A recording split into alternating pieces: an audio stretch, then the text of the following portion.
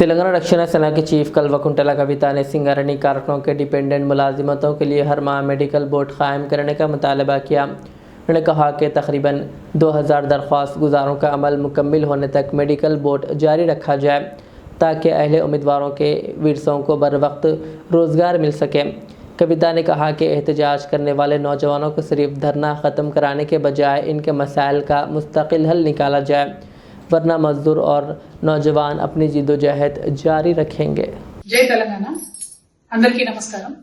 సింగరేణి కార్మికుల కోసం వారి డిపెండెంట్ ఉద్యోగాలకు సంబంధించి మెడికల్ బోర్డు పెట్టే విషయమై గత నెలలో తెలంగాణ రక్షణ సేనను అదే విధంగా హెచ్ఎంఎస్ నుండి మేము ప్రభుత్వానికి గట్టిగా హెచ్చరించడం జరిగింది। మీరు గనక మెడికల్ బోర్డు పెట్టకపోతే నిరవధిక నిరాహార దీక్ష చేస్తామని చెప్పి హెచ్చరిక చేస్తే వెంటనే ప్రభుత్వం పోయిన నెలలో మెడికల్ బోర్డు పెట్టడం జరిగింది। మరి 1 మంత్ అయిపోతా ఉంది, ఈసారి పెట్టేటటువంటి ఊసే లేకుండా పోయింది। మేము ఈ మాట కూడా పోయినసారి చెప్పినాం, మీరేదో మేము అడిగినప్పుడు 1 నెల పెట్టి మళ్ళీ ప్రతి సందర్భంలో కూడా ఇబ్బంది పెట్టద్దు కార్మికుల్ని। పెండింగ్ ఏవైతే ఉన్నాయో 2000 మందివి మెడికల్ బోర్డులో పెట్టుకొని అప్లికేషన్స్ పెట్టుకొని ఉన్నారో వాళ్ళందరి కూడా కంప్లీట్ గా పూర్తయ్యేంత వరకు ఎవ్రీ మంత్ ప్రతి నెల మెడికల్ బోర్డు పెట్టాలని మళ్ళొకసారి డిమాండ్ చేస్తా ఉన్నాం। ఈ నెలలో తక్షణమే మెడికల్ బోర్డు పెట్టాలని కూడా హెచ్ఎంఎస్ నుండి తెలంగాణ రక్షణ సేన నుండి మేము డిమాండ్ చేస్తా ఉన్నాం। అదే విధంగా నిన్న మొన్నటి దాకా మనం చూసినాం, అలియాస్ పేర్లతోని ఇబ్బంది పడి ఉద్యోగాలు రాకుండా ఉన్నటువంటి యువ మిత్రులందరూ కూడా నిరాహార దీక్ష చేయడం జరిగింది।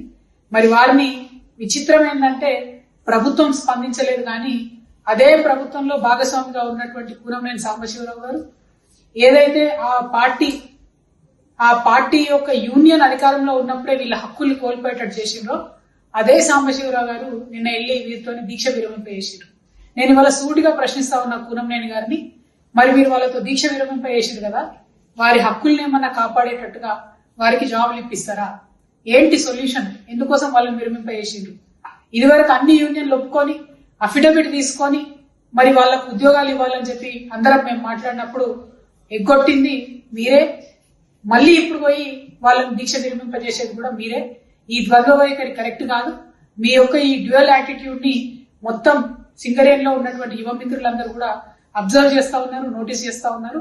మీరు ప్రభుత్వంలో భాగస్వామిగా ఉన్నారు, మీరు వెళ్ళండి, కన్విన్స్ చేయండి, అర్జెంట్ గా అఫిడవిట్ తీసుకొని ప్రభుత్వం నుంచి అలియాస్ పేర్లున్న వారికి సొల్యూషన్ ఇవ్వాలని చెప్పి మేము డిమాండ్ చేస్తూ ఆ యువ మిత్రులందరూ కూడా మీరు చేసినటువంటి దీక్షకు సంపూర్ణంగా హెచ్ఎంఎస్ తరఫున తెలంగాణ రక్షణ సేన తరఫున మా మద్దతు ఉంది। నైతికంగా మీతో మేము ఎప్పుడు కూడా ఉన్నాం, ఈ ఇష్యూ కోసం ఫైట్ చేస్తామని తెలియజేస్తూ ఇమ్మీడియట్ గా మెడికల్ బోర్డు పెట్టాలి, అలియాస్ నేమ్ వారికి సొల్యూషన్ చూపించాలని ప్రభుత్వాన్ని డిమాండ్ చేస్తున్నాను।